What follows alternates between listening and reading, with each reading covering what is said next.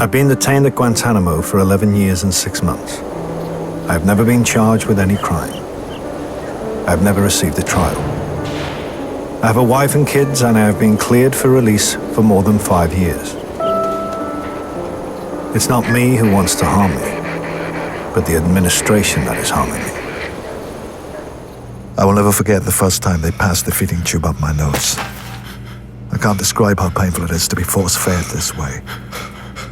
As it was thrust in, it made me feel like throwing up. There was agony in my chest, throat, and stomach.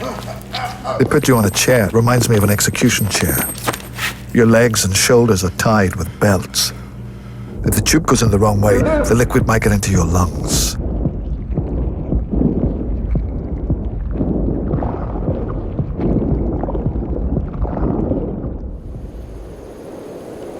I have been moved to Camp 5, the worst of them all. The situation here is especially bad. They are stomping up and down the tiers, talking, singing. They have brought in a big fan to make noise.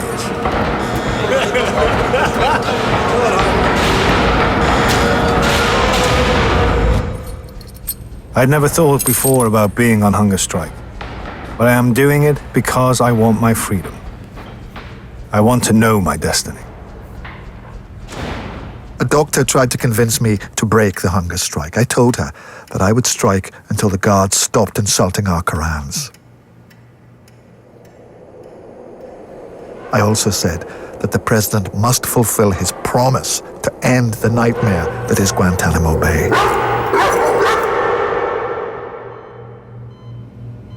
I was sick in the prison hospital and refused to be fed. A squad of 8 military police officers in riot gear burst in. They tied my hands and feet to the bed. They forcibly inserted an IV into my hand. I spent 26 hours in this state. Later, they began feeding me by nasal catheter. The food rushed into my stomach too quickly. I asked him to reduce the speed. He not only refused, but tried to turn it up. After he finished his work, he roughly pulled the tube from my nose. I hope that the politicians will understand that this is not about food. I cannot stand being here any further. I'm done. So I'm sacrificing myself. The authorities are playing with the prisoner's weights, and they weigh the prisoner with shackles, and often immediately after they've drunk a lot of water. They hide the weight reading from the prisoners, so there's no saying what is written down. I'm still being force-fed. 2 times a day, they tie me to the chair in my cell. I never know when they will come. Sometimes they come during the night when I am sleeping. Even if you're used to it, your adrenaline rushes, your heart starts beating. It's like a car race going 180 miles an hour.